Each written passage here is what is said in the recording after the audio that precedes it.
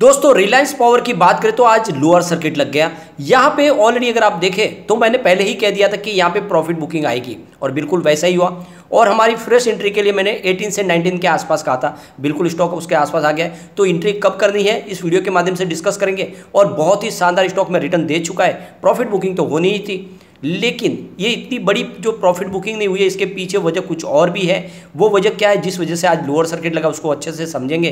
साथ में यहाँ पे रिलायंस पावर में आने वाले समय में क्या बड़ी तेजी आ सकती है। जिस तरह से वर्दे पार्टनर का जो मैटर है वो पूरी तरह से सॉल्व हो चुका है और ये एक बहुत बड़ा पॉजिटिव ट्रिगर है जो इशारा कर रहा है कि आने वाले समय में रिलायंस पावर में हमें एक तरफा तेजी देखने को मिल सकती है। लेकिन फिलहाल अगर आप देखें तो काफ़ी लोग पैनिक कर गए, जो सोच रहे थे कि लगातार स्टॉक दौड़ते हुए 50 को क्रॉस कर जाएगा, 100 को क्रॉस कर जाएगा। लेकिन ऐसा नहीं होता है, कोई भी स्टॉक एक तरफा नहीं दौड़ता है। और अगर आप मेरे रेगुलर वीडियो देख रहे होंगे तो आपको पता होगा, मैंने बार बार प्रॉफिट बुकिंग के लिए बोला हुआ है, कभी भी किसी भी स्टॉक में एक तरफा तेजी नहीं बनती है। मैंने आपको 22 के आसपास से ही प्रॉफिट बुकिंग के लिए बोलना शुरू कर दिया था। 22 में आप देख सकते हो 23, ये मैंने लगातार आपको बोला है कि जो भी short term mid term investor है वो प्रॉफिट बुक कर ले, बहुत अच्छा प्रॉफिट मिल रहा है, प्रॉफिट ले लेना चाहिए। लेकिन काफ़ी लोग जो लालच में आ जाते, प्रॉफिट बुक करते नहीं है और जब गिरावट होती है तो बहुत ज़्यादा पैनिक कर जाते हैं। ऐसा नहीं करना चाहिए। या तो नजरिया लॉन्ग टर्म का रखें तो कितना भी गिरे कोई चिंता की बात नहीं, लेकिन अगर आपका नजरिया शॉर्ट टर्म का है तो समय समय पर प्रॉफिट बुक करें, क्योंकि फिर से एंट्री का मौका आता है। ऑलरेडी मैंने आपको 18-19 की रेंज बताई हुई है, वहाँ पर एंट्री की जा सकती है। अब यहाँ पे आज की परफॉर्मेंस अगर देखें तो स्टॉक 21.20 पर ओपन हुआ और यही हाई थी, लो बनी 19.20 की, यानी 10% का लोअर सर्किट लगा। तो यहाँ पे आप देख सकते हो कि काफ़ी ज़्यादा इसमें बिकवाली हुई है। लेकिन कुछ आंकड़े बहुत ज़्यादा चौंकाने वाले भी है। वो आंकड़े क्या है वो आगे हम इसको डिस्कस करने वाले हैं।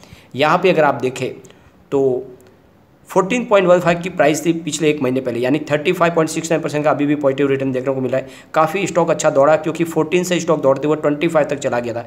एक महीने में ही लगभग 11 रुपीज़ का बड़ा जंप, और ऐसे में प्रॉफिट बुकिंग तो आनी ही आनी है। यहाँ पे जो लेटेस्ट अपडेट निकल के आ रही है उसके हिसाब से वर्दे पार्टनर्स 933 करोड़ रुपीज़ का इन्वेस्टमेंट करने जा रहे हैं रिलायंस पावर में। और जिस तरह से हम कह रहे थे कि कर्ज देने वाले, वैसा नहीं होके यहाँ पे वो स्टेक ले रहे हैं। ये एक बहुत बड़ी गुड न्यूज़ है एक तरह से। पहले हमने सोचा था कि कर्ज देंगे, वो कर्ज वापस चुकाना होगा, बहुत सारी टेंशन की बात होगी, लेकिन अब ऐसी बात नहीं है। यहाँ पे ऑलरेडी वो इक्विटी ले रहे हैं और इक्विटी की प्राइस भी फिक्स हो चुकी है। तो कुल मिला के आप देख सकते हो कि एक तरह से ये बहुत बड़ी पॉजिटिव खबर है, क्योंकि उन्होंने भरोसा किया रिलायंस पावर पे और इसीलिए उन्होंने यहाँ पे होल्डिंग ले लिया, अपनी 15% की स्टेक ले लिया कंपनी के अंदर। तो ये आप देख सकते हो वर्दे पार्टनर की जो कंपनी है, अफिलिएट इन्वेस्टमेंट फर्म VFSI, इन्होंने यहाँ पे 15% की स्टेक ली है। और आप देख सकते हो कि कंपनी यहाँ पे करीब 1200 करोड़ के आसपास कर्ज लेना चाहती थी, लेकिन ये जो फाइनल जो डील हुई है ये 933 करोड़ रुपीज़ में हुई है।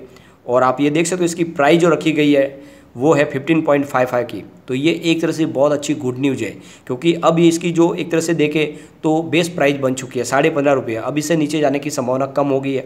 लेकिन यहाँ पे गिरावट भी इसी वजह से हुई, क्योंकि जिस तरह से इसकी प्राइस फिक्स की गई 15.5 रुपये और बाजार में चली थी 21 रुपये प्राइस, तो नेचुरली एक बार प्राइस तो नीचे आएगी और इसी वजह से थोड़ी सी प्राइस नीचे आ गई। लेकिन उससे कोई फर्क नहीं पड़ता है, यहाँ पर जल्दी ही बड़ी तेज़ी बनेगी, क्योंकि जो बड़े इन्वेस्टर है वो जब इन्वेस्टमेंट करते हैं तो बढ़ती हुई प्राइस के हिसाब से नहीं करते, बल्कि जब वहाँ पर उनकी डील शुरू होती है वहाँ से होती है। तो जब इनकी बातचीत शुरू हुई थी उसके हिसाब से इन्होंने एक तरह से प्रीमियम चुका है, क्योंकि उस समय प्राइस 12-13 रुपीज़ के आसपास थी जब इनकी डील फाइनल होने लगी थी। और ये फाइनल होते तो इसकी प्राइस बढ़ी है, तो इन्होंने एक तरह से कम 2.5 रुपीज़ का इसमें प्रीमियम दिया है। और इसीलिए आप समझ सकते हो कि उनको इस कंपनी पे भरोसा है और इसीलिए इन्होंने एक बड़ा दाव लगाया है। तो आप समझ सकते हो कि रिलायंस पावर के ऊपर आने वाले समय में हमें तेज़ी की संभावना आती हुई बिल्कुल दिखाई दे सकती है, कोई डरने की बात नहीं है। लेकिन शॉर्ट टर्म इन्वेस्टर के लिए तो प्रॉफिट बुक करना ही होगा। अगर नहीं करोगे तो फिर स्टॉक नीचे आएगा और आपका प्रॉफिट खत्म हो जाएगा। ये बात मैंने बार बार बोली। अगर आप मेरे वीडियो पूरे अच्छे से देख रहे होंगे तो मैंने कहा था कम से कम प्रॉफिट बुक करो, और प्रॉफिट बुक अगर नहीं कर रहे हो तो कम से कम स्टॉप लॉस लगा के चलो। अगर आपने स्टॉप लॉस लगाया होगा तो आपका स्टॉप लॉस पहले हिट हो जाएगा और आपको लॉस होगा नहीं बिल्कुल। और ये आपको बिल्कुल ध्यान रख के काम करना चाहिए। यहाँ पे आप देख सकते हो इससे पहले भी प्रमोटर ने अपनी कोशिश की थी, कंपनी का जो भी एसेट मोनेटाइजेशन करने की कोशिश कर रहे थे, लेकिन जहाँ पे शेयर होल्डिंग का जो मामला आता है तो वोटिंग के मामले में वो पूरा मामला उनका पिट गया, क्योंकि जो वोटिंग थे उनके फेवर में मात्र 72% पड़े और 28% उनके अगेंस्ट पड़े। जबकि कम से कम 75% अगर वोट उनके फेवर में होते तो ये वो एसेट मोनेटाइजेशन करा के उसके मामले से पैसे निकाल के अपने बिजनेस में लगा सकते थे, क्योंकि प्रमोटर चाहते हैं कि कुछ ऐसी एसेट है जिनको बेचा जाए और जो रकम आए उसको बिजनेस में लगाया जाए। कोशिश की जा रही है लेकिन वो फलीभूत नहीं हुई, तो इस बार इन्होंने फिर वर्दे पार्टनर्स का सहारा लिया। वर्दे पार्टनर्स ने इनको एक बड़ा इन्वेस्टमेंट दिया है और साथ में स्टेक ले लिया है। एक तरह से ये मजबूती का सबूत है, क्योंकि इन्होंने भी अपनी हिस्सेदारी ली है, उनको इस कंपनी पे भरोसा है। तो आने वाले समय डेफिनेटली रिलायंस पावर अच्छा करती हुई दिखाई देगी, और क्यों ना हो, इनके पास काफ़ी ऑर्डर जो फिलहाल अभी पाइपलाइन में है। इससे पहले अगर आप देखें तो 3,561 करोड़ रुपीज़ का इन्होंने पेमेंट डिफ़ॉल्ट किया था 31 मार्च 2022 को, जिनमें आप देख सकते हो कि ये इनकी रकम है, और साथ में जो ब्याज जुड़ा उसमें आप देखें तो 1,783 करोड़ रुपीज़ का ब्याज भी इसके साथ में जुड़ा था। और ये अगर कर्ज देखें तो इसमें एक्सिस बैंक, यस बैंक और स्टेट बैंक ऑफ इंडिया का और बाकी बहुत सारे लेंडर्स है जिनका कर्ज है। इससे पहले पीरामल ग्रुप है जो NCLT में खींचने की कोशिश भी कर रहे थे, लेकिन बाद में उनको बोला कि कुछ आप इसके ऊपर सेटलमेंट कीजिए, और उस समय राहत दी गई रिलायंस पावर को। और फिलहाल रिलायंस पावर की सेहत काफ़ी अच्छी है, NCLT में जाने जैसी कंडीशन नहीं है, तो कोई डरने की बात नहीं है। जल्दी यहाँ पे जिस तरह से बड़ा निवेश आया, अब यहाँ पे रिलायंस पावर तेज़ी से आगे बढ़ सकता है, तो डरने की कोई बात नहीं है। फिर से स्टॉक में तेज़ी आएगी, और ये तो अप डाउन तो जारी रहता है बाजार में, कोई चिंता वाली बात है नहीं। यहाँ पे आप देख सकते हो कि इनका जो पोर्टफोलियो है ये करीब 5,945 मेगावाट का बड़ा पोर्टफोलियो है, जिसमें आप देख सकते हो कोल, गैस, हाइड्रो पावर और रिन्यूएबल एनर्जी के प्रोजेक्ट भी शामिल है। तो कंपनी का पोर्टफोलियो काफ़ी मजबूत है, और कंपनी तेज़ी से अपने बिजनेस को आगे भी बढ़ा रही है, तो यहाँ पे आने वाले समय तेज़ी डेफिनेटली आती हुई दिखाई देगी। अगर हम आज इसके वॉल्यूम को देखें तो पिछले 1 महीने पहले इसका 12 करोड़ का वॉल्यूम था, 1 वीक पहले 20 करोड़ का वॉल्यूम हुआ था, और कल इसका 6 करोड़ का वॉल्यूम था, आज 13 करोड़ का वॉल्यूम हुआ, तो वॉल्यूम लगभग दुगुना हुआ फिर से। और यहाँ पे इसकी परफॉर्मेंस अगर देखें तो 10.95 52 वीक का लो है, 25 52 वीक का ये फिलहाल स्टॉक 19 पर है, और 18 के आसपास से आपको एंट्री बिल्कुल कर लेनी चाहिए। मुझे लगता है स्टॉक अब ज़्यादा गिरने की कोई संभावना नहीं है, जल्दी यहाँ पे फिर से तेज़ी की संभावना बनेगी। हो सकता है कि इसमें थोड़ा सा पैनिक सेलिंग शुरू हो जाए रिटेल इन्वेस्टर का, इस वजह से 1-2 रुपये और स्टॉक नीचे जा सकता है, लेकिन इससे ज़्यादा नीचे जाने की कोई संभावना नहीं है। यहाँ पे बड़ी डील हुई है, जिसमें सबसे बड़ी चौंकाने वाली बात यह है कि काफ़ी बड़े फंड हाउस ने आज खरीदारी भी की है, सिर्फ बिकवाली नहीं है। आप देख सकते हो 9:33 पर बाजार खुलते ही करीब 19.95 की प्राइस से 13,45,000 शेयरों की एक खरीदारी हुई। उसके बाद 9:55 पर 19.70 की प्राइस से करीब यहाँ पे देख सकते हो 8,31,000 शेयरों की एक बिकवाली हुई। उसके बाद अगर देखें तो 10:12 पर 19.30 की प्राइस से यहाँ पे आप देख सकते हो करीब 22,57,000 शेयरों की एक बिकवाली हुई। उसके बाद अगर आप देखें तो फिर 19.20 की प्राइस से 10:12 पर करीब 61,28,000 शेयरों की एक और बड़ी बिकवाली हुई।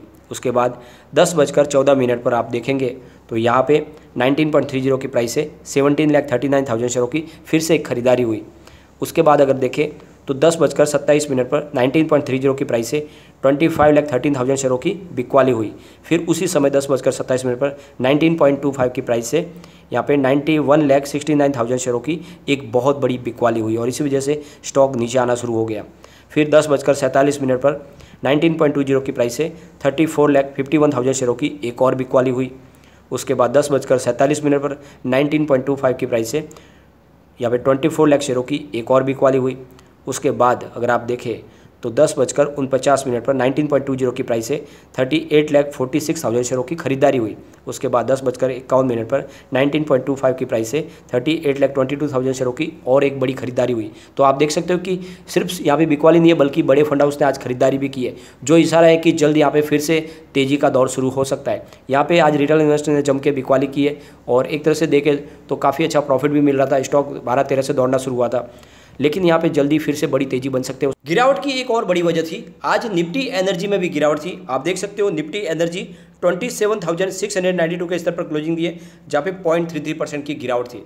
तो ये आप देख सकते हो कि पूरे एनर्जी पैक्ट में ही आज डाउनफॉल था और आज काफ़ी बड़े पेनी स्टॉक है जो पावर सेक्टर से संबंधित कंपनियां उन सब में गिरावट थी। और नज़रिया ये रहा कि हमें आज गिरावट यहाँ पे रिलायंस पावर में भी देखने को मिली और लोअर सर्किट लगता हुआ दिखाई दिया। एक बार इसके टेक्निकल इंडिकेटर चेक कर लेते हैं।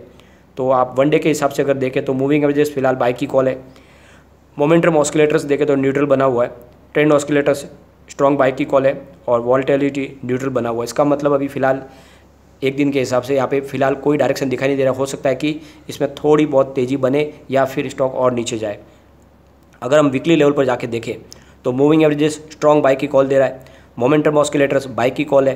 ट्रेंड ऑस्किलेटर्स स्ट्रॉन्ग बाई की कॉल है और वॉल्टिलिटी स्ट्रॉन्ग बाई की कॉल है। इसका मतलब सिग्नल सारे बुलिश हो चुका है और जल्दी यहाँ पे तेज़ी बन सकती है वीकली लेवल पर। और अगर हम मंथली लेवल पे जाके देखें तो मूविंग एवरेजेस बाई की कॉल है। मोमेंटम ऑस्किलेटर्स बाई की कॉल, ट्रेंड ऑस्किलेटर्स स्ट्रॉन्ग बाई की कॉल और वॉल्टिलिटी स्ट्रॉन्ग बाई की कॉल। कुल मिला के सारे सिग्नल बुलिश है। जल्दी यहाँ पे शानदार तेज़ी बनेगा और स्टॉक इस बार जरूर दौड़ेगा। अब वैसे इसकी बेस प्राइस बन चुकी है, इसे नीचे जा 15.5 रुपये के आसपास वर्दे पार्टनर को शेयर दिए गए, तो अब इसे नीचे स्टॉक के जाने की कोई चांस है नहीं तो डरने की बिल्कुल कोई बात नहीं है। निवेश को बनाए रखें और समय समय पर प्रॉफिट बुक करते रहे ताकि आपको ज़्यादा टेंशन ना हो। लेकिन फ्रेंड, कोई भी इन्वेस्टमेंट करने से पहले अपने फाइनेंशियल एडवाइजर से एडवाइस ले ले या अपना खुद का रिसर्च करें, क्योंकि मैंने वीडियो आपके एजुकेशनल पर्पज़ के लिए ही बनाया। वीडियो पसंद आए तो लाइक से जरूर कीजिए और चैनल को सब्सक्राइब कर दीजिए। Thank you friend.